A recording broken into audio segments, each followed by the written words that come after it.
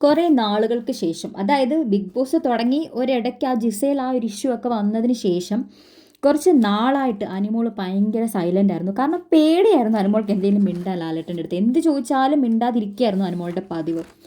പക്ഷേ എന്തായാലും ഈ വട്ടം ഓപ്പോസിറ്റ് നിൽക്കുന്ന ആൾക്കാർക്ക് നല്ല പണി കിട്ടിയത് കൊണ്ട് തന്നെ, അതായത് നെവിന്, അക്ബർ, ആര്യനൊക്കെ എല്ലാവരും കൂടെ ചേർന്ന് ഈ വട്ടം പണി കൊടുത്തു. അല്ലെങ്കിൽ അവരുടെ കയ്യിലിരിപ്പ് കൊണ്ട് കിട്ടിയ പണി കൊണ്ട് അനുമോൾക്ക് നല്ലൊരു ചാൻസ് ആയിരുന്നു. അനുമോൾ ഇത്രയും നാൾ മനസ്സിൽ വെച്ച സകല കാര്യങ്ങളും ഒറ്റയടിക്ക് ഇന്നത്തെ എപ്പിസോഡിൽ അങ്ങ് തൂത്തുവാരുമായിരുന്നു.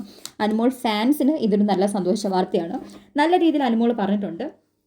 അവരുടെ സകല കാര്യങ്ങളും കറക്റ്റ് സമയത്ത് ഫുഡ് തന്നില്ല, മനഃപൂർവ്വം അനുമോളെ കൊണ്ട് പണിയെടുപ്പിച്ച്, വെസലിൻ്റെ കാര്യങ്ങളായിക്കോട്ടെ, ഓരോ കാര്യങ്ങളും അനുമോൾക്ക് പറയാനുള്ളത് വെട്ടി തുറന്ന് അനുമോൾ പറഞ്ഞിട്ടുണ്ട്.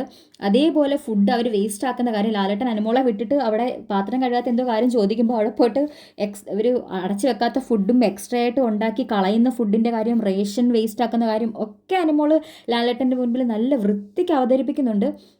അതേപോലെ നെവിൻ തന്നെ ട്രിഗർ ചെയ്യുന്നതും കബോർഡിൽ നിന്ന് തന്നെ സാധനങ്ങൾ വലിച്ചെറിയുന്നതും ഉൾപ്പെടെ നെവിനിട്ട് ആര്യനും ഈ സെയിം ഡയലോഗ് കൊടുത്തിട്ടുണ്ട്. നിന്ന കൂട്ടുകാരൻ പോലും പറഞ്ഞു.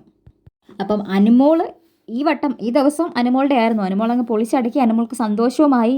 ലാലേട്ടൻ നല്ല രീതിക്ക് അക്ബറിനും നെവിനും ഒക്കെ പറഞ്ഞു. അനുമോൾ അതിൽ ഭയങ്കര സന്തോഷവതിയായിരുന്നു.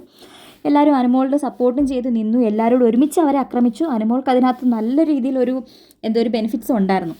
അപ്പോൾ എന്താണ് അനുമോൾ കാണിച്ചത്? കുറച്ച് ഡ്രാമയായിരുന്നു. ആ ഫുഡൊക്കെ എടുത്തുകൊണ്ട് വന്നത് കുറച്ച് ഓവർ ഡ്രാമാറ്റിക് ആയിരുന്നു. എങ്കിലും പുള്ളിക്കാരത്തിൻ്റെ രീതിയിലൊക്കെ പറഞ്ഞു ഒപ്പിച്ചു. കാരണം ഇത്രയും നാൾ മനസ്സിൽ വെച്ചതൊക്കെ ഇപ്പോഴല്ലേ ഒരു അവസരം കിട്ടുന്നത്.